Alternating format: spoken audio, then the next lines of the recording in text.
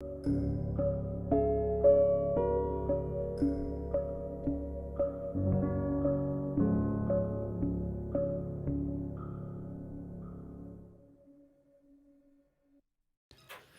to the Capital Gains Tax Solutions Podcast, where we believe most high net worth individuals and those who help them, they struggle with clarifying their capital gains tax deferral options. Not having a clear plan is the enemy, and using a proven tax deferral strategy, such as the Deferred Sales Trust, is the best way for you to exit highly appreciated real estate, save a failed 1031 exchange, cryptocurrency, a business, so you can defer the tax and create and preserve more of your wealth or your client's wealth. Hey, I'm your host, Brett Swarts. In each episode, I'm joined by some of the best real estate, financial, wealth, sometimes cryptocurrency, and lending minds in the world, where they share their ideas, deal stories, and inspiration. So together we can make complex tax deferral strategies simple and passive income plans achievable. We're also streaming, by the way, on expertcresecrets.com. I'm excited about our next guest. She has over 15 years of experience in the raising funds, over $200 million. At one point, she was a securities professional and has held her Series 63 license. And she is in charge and helps Secured Investment Corp out of Idaho, and all things investor relations and also fund management and so much more. Please welcome to the show with me, Heather Dreves. Hey, Heather, how are you doing? I'm doing great. Thanks for having me. For our listeners to get to know you for the first time, would you give us a little bit more about your story and your current focus? Well, my story started about 20 years ago. I was exposed to the private lending world, which was extremely eye-opening, and did a little bit of everything from origination to servicing, and quickly found myself in the investor relations role, and really enjoyed helping people create wealth for themselves and their family, and really better understanding and learning more about how to invest in alternative assets outside of your more traditional resources like the stock market. So it's been a long journey. I currently hold a position as one of 3 fund managers. We currently manage 2 real estate funds that are high yielding, focusing around single family residential 1 to 4 unit assets, and have long-term relationships. I have clients I've worked with for 20 years, helping them and their families, invest and deploy capital through those types of assets, which also include the purchase of our notes. So pretty exciting. I love the investor relations side of things. And that's really been mainly my focus, over the last at least 15 years. Fantastic. Love that. And we're going to be talking all things passive investing in Idaho real estate, where it seems like all of California is flooding to that, and Tennessee and Florida and Texas. But before we go there, Heather, I do want to take one other step back. I believe we've all been given certain gifts in this life. Some people call them superpowers. Some people call them strengths. I believe they're God-given gifts. They've been given to us to be a blessing and help to others. So I'm curious, go back to maybe the college soccer athlete days or high school days, and think about maybe 1 or 2 gifts that you believe you were given, and how does that help how you help and bless people today? Yeah, I think that's important because I'm a firm believer in sports. Both of our kids have played college sports, and the reality is not most people are going to go play professional. But I think what I did gain out of that, and the superpowers I have, is leadership, being coachable, being a team player, and being able to communicate well. And I think that, really came from playing college sports. I actually went to college to be a teacher, and quickly learned that that was not my forte, to deal with children all day. But I had a gift for sales. And, because of the great communication skills, leadership, and just team building characteristics I had, the investor relations was just an easy transition for me. And I think that really has made me successful in my profession, is just being able to communicate and being transparent with my clients. Fantastic. You can learn more about Heather Dreves at Secured Investment Group. Securedinvestmentcorp.com. Securedinvestmentcorp.com. Very cool. I love that. Leadership, coachability, team player. I'd also probably say grit too. If you've become a college athlete, right? And it takes grit, determination, and resiliency. So I imagine those are your gifts as well. But let's dive now right into the topic at hand, which is passive investing in Idaho real estate. So Heather, what's the biggest secret to passively investing in real estate with your company? And in particular, talk about Idaho as well. Yeah, I mean, I think the important thing to understand, I'd love to take all the credit for the success of our funds, but we have a massive team behind us. And, I talk to clients all the time that want to invest in real estate, want to lend their own money. And what they don't understand until they start really diving into it is how much work it is, whether you're acquiring hard assets, that entails going out, finding the deals, negotiating the deals. Most of my clients are high net worth individuals with full-time professional jobs, and they don't have the time to do that. Or if they're lending their own money out, there's the due diligence process to, hey, what's the asset worth? Does this borrower have the ability to repay and exit the loan? And I think one of the benefits to working with us is we do that for you. We have a massive team behind us. We have an acquisition team that literally dials every day, all day lists of distressed sellers, off-market deals, and those are opportunities that as a fund member you have the benefit of benefiting from the returns of that, but you don't have to do the heavy lifting of it. We have put together this team that we've built for 10 years. We have a loan origination team, that is really filtering through the deals. We have an underwriting team. We have a legal team that makes sure that everything's compliant, and that we're in a first lien position. So really just when you're working with us, you have an access to that team. And I really think that's important to understand because it does take a lot of time and resources to find those types of deals, whether you're lending the money out or buying the hard assets. And we don't promote looking for deals off the MLS market. We are looking for off-market deals. That's where your best opportunity and your highest profits are. And it has, required us to build this team behind us to do that. Fantastic. And we're looking at your website now. And by the way, that's securedinvestmentcorp.com. And it says invest in the heart of American real estate, the nation's best real estate lending platform, and the ability to invest passively in mortgage notes, also real estate deals 1 to 4 units. And so would you kind of break down what that looks like? And if you can share, I know past performance is not a guarantee of future results, but some of the returns that some of your clients are experiencing. Absolutely. So it probably helps to tell a little bit about how we got started. 10 years ago, when I came on board, I came from another private lender. And I joke that I did what I call dialing for dollars. So that meant that we had borrowers coming to us that were buying investment properties. We would do our due diligence on them. I, on the other side of the business, had clients that wanted to deploy their capital through these notes, and we would match them. So essentially, we would have a deal come out of underwriting. I would get on my phone, start calling my clients that had money to deploy. And it worked great, but it was a little bit clunky. It takes time to move money around. We work with a high percentage of our clients that use self-directed IRAs and tax-deferred accounts. And if anybody's worked with those types of custodians, those take time. And so we quickly evolved after the first year I was here and said, hey, how could we do this better where we can assist our borrowers and our brokers and get those deals funded for them. But on the other side of it, we could give our investors enough time to do their due diligence. We want them to feel comfortable with it. So we created our first fund, and this was for accredited investors only.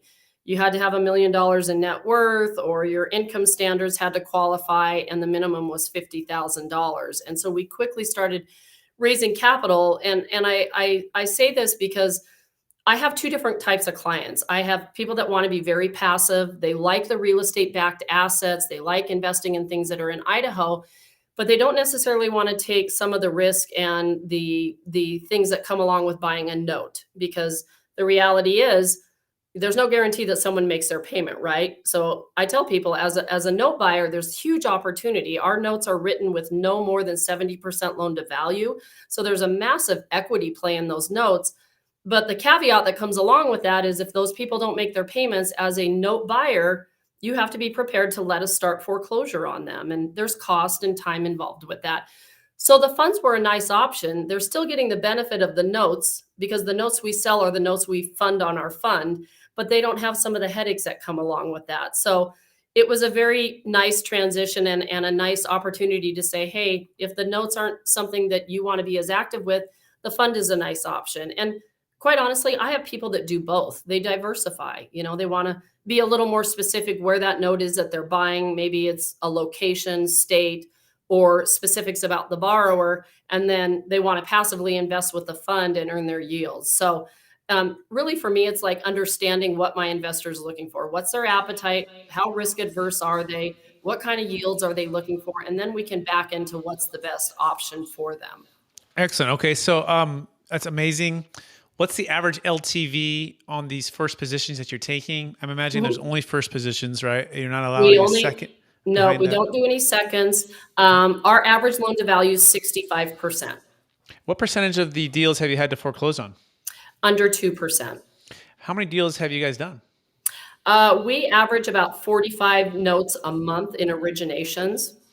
Excellent. So we've got really good volume. They're all short-term notes, no more than 24 months, but average term is 12 months.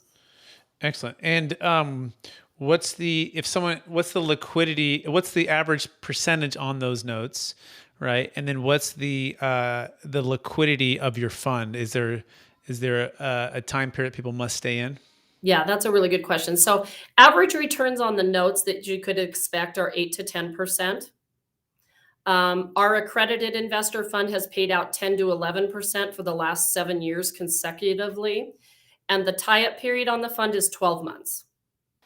Okay. What if you had to get out 11 months? What happens? We don't have the ability to do that. It is written into our PPM, our private placement memorandum, that it is 12 months, and we don't deviate from that. Perfect. And so 8 to 10%, and for non-accredited, accredited 10 to 11. Curious, is the 10 to 11 just higher risk, or what is it about that gets that extra? Well, what you have to think about is in our fund, we diversify our fund. And what I mean by that is we take 75% of our fund balance and we lend that money out to other real estate investors. So those are people that are mainly fixing and flipping. So there's revenue and profit generated through origination points and interest payments. The other 25% of that fund is invested in hard assets in Coeur d'Alene, Idaho, and Spokane, Washington. So we go out, we have an acquisition team, like I mentioned. We go out, identify projects to invest in. And so some of our returns on that are 20 to 30%. So that's what really juices our yields and gets us to that 10 to 11. The notes are just the interest payments that the borrower's making. So, unless you foreclose and you potentially take a property back with, maybe 20 to 30% equity, your yields could be higher, but that's not our goal. Our goal is to have borrowers pay, exit the loans, and then they come back and borrow from us again. Okay, So very that's cool. why the funds are a little bit higher yield. Yeah, very helpful. Thank you. And then to clarify, are you doing all lending, or are you doing some ownership too? I don't know if I caught that. Are you actually buying some properties too, or are you only just lending to people who are buying? So the other 25% of the fund balance is properties that we buy on behalf of the fund. Got it. And what's the strategy there? Like, how long you on the average hold? What's the average purchase price? Yeah. Is So it fix and flip? Is it a long-term rental? Okay. So mainly we have been focusing on fixing and flipping in the affordable housing market space. And you have to keep in mind, so you folks from California will think this is nuts, but our average purchase price and resale of a house is probably $250,000. And it is our goal to get in and out of those as quick as we can. We actually have our own contracting crew on staff. That way we don't have to wait on subcontractors and those types of things. I'd say the average amount of time we stay in a deal is about, I'd say 90 to 120 days approximately. Like right now we're coming into winter. We have snow here. It's crazy out. Obviously home sales, slow down a little bit through the winter. So I'd say on average 90 to 120 days, but we've had houses that we bought and sold in 10 days that we wholesaled. So what we do as a fund management team is we look at what's going to be most profitable. Sometimes it's more profitable to wholesale it. Other times it's better for us and more profitable for the fund to go in and rehab it. I will tell you, we've bought a couple duplexes lately. As these markets are shifting, the rental market has also gotten really hot here too. So again, we run our analysis, what's going to be most profitable, and then that's how we move forward with our strategy on the fund. Very well said. Thank you so much for sharing that. How many houses have you guys fixed and flipped in total? So this year we've fixed and flipped 110 houses. Wow, it's just year alone. And how long you Yep. guys have been flipping houses for now? 8 years. Yeah. Now let's dive into California, right? In the beginning of the show, I kind of teased that all of California is moving to Idaho. So What are you Yes. seeing there? Are things slowing down? Are they about the same as they were a year ago? Are they speeding up? Kind of give me the flavor of Idaho local real estate and just the Yeah. influx. And I'm sure there's other states too that are moving to Idaho, but what's your take on Yeah. that? Well, we're at the top of Idaho. So we're in North Idaho, which is actually right next to Spokane, Washington. So any of you basketball fans, go Gonzaga. We're right next to Spokane. So both of these markets are very hot for what we call people transplanting here. We have seen home sales cool off a little, but prices have not came down yet. I will tell you, Idaho is like the dream for people to move here. Prices are just off the charts. There's not many places that you can go buy 5 acres, build a house, and not have neighbors right next to you. So the Idaho market is still really, really hot, and so is the Washington market. So we specifically buy in both of those two markets, and we don't anticipate that that is going to slow down anytime soon. People are looking to get out of big cities. People can work remotely now. They're not required a lot of times to go into offices. So they have the ability to move out of state, and it still continues to be a very, very hot market. Boise is also a great market. That's southern Idaho, which is about 5 hours south of us. What's the biggest difference between Coeur d'Alene, Idaho, where you're at, and Boise? Um, Boise is a much bigger city. There's a lot more opportunity for employment there. Coeur d'Alene seems to be more people that are retired, people that are, making very good money on their homes that they're selling in Seattle and California. They have the ability to come here and pay cash. So you have a lot of more retired folks, in my opinion, here than Boise does. There's a lot more job opportunity there. But again, we have a lot of very professional people moving in this market that are working remotely or even traveling for that matter. They'll go back and travel to Seattle 3, 4 days out of the week, and then they come back home on the weekends. So Cool. Very cool. Thanks for sharing that. By the way, you can learn more about Heather Dreves at securedinvestmentcorp.com. It's securedinvestmentcorp.com. So Heather, we're going to shift to the part of the show where we're talking about capital gains tax deferral and all things like sure. 1031 exchanges and these short time periods and all these things. And so, my experience is sometimes people in real estate, they feel frustrated with the 1031, maybe even wanting to sell a primary home in Seattle, but there's huge capital gains tax, but they don't know how Mhm. to get out and invest with securedinvestmentcorp.com without getting hammered. And so they feel trapped, or they're selling a business or cryptocurrency. But I'm curious, what have you found when it comes to frustrations with capital gains tax deferral and or the 1031 exchange? Right. Well, it's interesting. We work with a lot of high net worth dentists. We're in quite a few groups, and a lot of those clients are in our funds and buying notes. What I found with a lot of them, unfortunately, our fund is a cash flowing fund. Like we're just turning that money over and over. So for people that are selling, practices, for example, and they're looking to replace their income, our fund is great for that because it has cash flow. The fund also has the ability to reinvest their earnings, so they can roll their earnings back into their equity and they can grow those accounts. Most of my high net worth individual clients that I work with are doing that through tax deferred strategies like IRAs and 401ks. We don't work a lot with people with 1031 exchanges just because our fund doesn't have the benefit of that. I will tell you, we are exploring syndications right now for self storage and larger multifamily. And I believe we will in the next 12 months have the opportunity for that. But my experience has mostly been with self-directed IRAs, self-directed 401ks that are more tax deferred or tax sheltered accounts. And that's how those people have gotten around that. Excellent. Thanks for sharing that. And yeah, likewise, we work with dentists. In fact, just closed a deal in New Jersey for a dental practice owner for like 30 Okay. years, built up his business, and he's facing a huge capital gains tax. And his wife and him are trying to make sense of this, and they have no basis and hundreds of thousands of dollars in capital gains Yes. tax. And so they were able to use a unique strategy that most people just don't even know about. It's called a deferred sales trust to Okay. sell, defer all the tax, and now they can invest it into passive real estate deals, hard money lending. They can go into Yes. active real estate deals, all tax deferred, without using a 1031 exchange. And so anyone who's listening to this right now, if you're a dentist and you're considering selling your practice, or done it with veterinarians, optometrists, Yep. car dealerships, cryptocurrency owners, high-end primary homeowners. We did an $8.3 million deal in Palo Alto for Oh, a wow. primary homeowner who was moving to Nevada, and he was faced with huge capital gains tax. And he's like, I can't even sell unless I can defer the tax. And so he was able to actually sell and defer the tax, whereas a 1031 doesn't work for a primary home, but Right. a deferred sales trust does work. By the way, if anyone wants to learn more about that, they can go to capitalgainstaxsolutions.com. That's capitalgainstaxsolutions.com. But I'm curious, Heather, for people who are coming to you, are they, if they're not doing, retirement plans, IRAs or self-directed IRAs or self-directed 401ks type of thing, how are they just paying the tax on the sale of the business and then showing up? I mean, what's been the typical fact pattern there?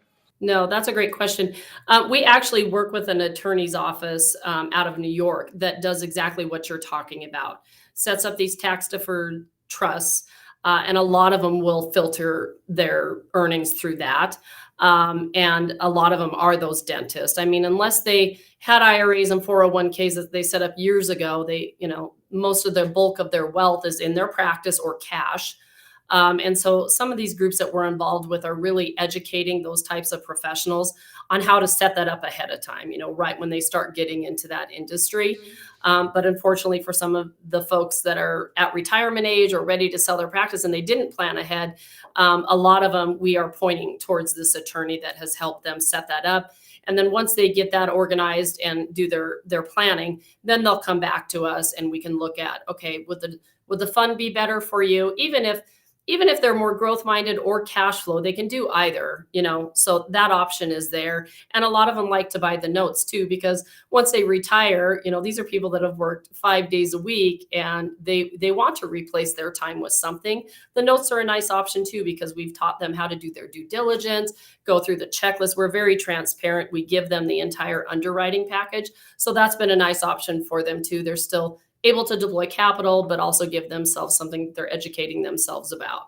Absolutely love it. Fantastic. Thanks for sharing, Heather. And with that being said, are you ready for the lightning round? Yes. All right. Knowing what you know now, if you go back to your 25-year-old self, what's the one golden nugget you'd make sure to tell yourself to do? Invest in real estate sooner. Very, Absolutely. very good. And what's the number one book you've gifted or read that you would recommend the most in the past year? I have read Atomic Habits, which is a great book. I've actually sent that on to my kids to read, and it's just always a good reminder. Habits are very important, and being able to even break bad habits is an option, but you have to have rituals. Fantastic. Next thing is our Rich Dad Poor Dad part of the lightning round. So imagine you read the book. Maybe you have. Yep. I'm sure you have. Robert Kiyosaki, right? And so, what's your best kept secret that you try to implement as the Rich Dad Poor Dad strategy? What would you like to share with our audience here? One of the things that until I was in private lending, I didn't realize, I grew up in a very traditional family. My family wasn't extremely wealthy, but we also weren't wanting for anything. But I always assumed that you had to have the cash to be able to invest. And that's not the case. My husband and I have flipped multiple homes. We bought rentals using private lending, to get to our goals. And I think that's something that everybody needs to become more educated about, is just because you don't have $200,000 in your account doesn't mean you can't invest in that piece of real estate. There are options out there, and I don't think enough people know about that. And I really do believe strongly in creating wealth through real estate. Beautiful. I couldn't agree with you more. Second to last question. What are you most curious about right now? The market, where it's going to go, probably the same thing everybody else is. We are seeing housing markets cool off. I don't personally think it's going to be as bad as 2008. But as a fund management team, as a real estate investor, and as a private lender, I do believe there's going to be a lot of opportunity coming up as we know, forbearances have been lifted and there is going to be a lot of inventory. I'm curious my question is, how much is the market going to decrease? And I think that's dependent upon geographics, right? I don't think that every state is exactly the same, but I'm curious how deep those discounts are going to be. Yeah, very well said. If you had a crystal ball, when you're going to start seeing an increase in these foreclosures, is it 12, 24, 36 months? What's kind of if you had I your feel think for that? 6 months from now, you're going to start to see those on the market, and that's going to start to affect values. Very well. Thank you for sharing that. Last question. After all your success, helping the people you've helped build wealth, and everything else you've accomplished, how do you stay centered in your values, and how do you stay encouraged to charge forward to reach new heights? Yeah, I continue to educate myself, reading books constantly, taking care of myself physically, exercising every day, and just, staying true to myself and my core values, being transparent, honest, having great follow through with our clients. And I think that's really what has made me successful in this industry, and just, treating people the way that I would want to be treated and putting our clients first. And then the success comes. Fantastic. Heather, for our listeners who want to get in touch with you, would you remind them one last time what's the best place for them to find you? So you can always visit our website at securedinvestmentcorp.com. You can get information about both of our funds on there, and then also all of our notes are also uploaded there, and you can get quite a bit of information. And then obviously, if you want to explore the notes further, we have full due diligence packages on there. So securedinvestmentcorp.com would be your best resource. Heather, thank you for being on the show. And I also want to encourage you to keep using the gifts and talents of your leadership, your coachability, team player, being a team player to help more people create and preserve more wealth in real estate. And I also want to thank our listeners for listening to an episode of the Capital Gains Tax Solutions podcast. As always, we believe most high net worth individuals and those who help them, they struggle with clarifying their capital gains tax deferral options. Not having a clear plan is the enemy, and using a proven tax deferral strategy, such as the Deferred Sales Trust, is the best way for you to exit your highly appreciated business, commercial real estate, save a failed 1031 exchange, cryptocurrency, primary home, so you can defer the tax and create and preserve more of your wealth. If you want to learn more about that, you can go to capitalgainstaxsolutions.com, where we have our mastermind that's going on right now. It's a free mastermind every Friday at 10 a.m. Pacific Standard Time, 1 p.m. Eastern, where you can join myself, my team members, my business partners, some of my clients, some folks that are looking at this for the first time, trying to learn about this thing called a Deferred Sales Trust. We'd love to have you as a guest. Come check us out. Go to capitalgainstaxsolutions.com to register. And if you're listening to us on Expert Commercial Real Estate Secrets podcast as well, we appreciate everyone out there, and we wish everyone well. And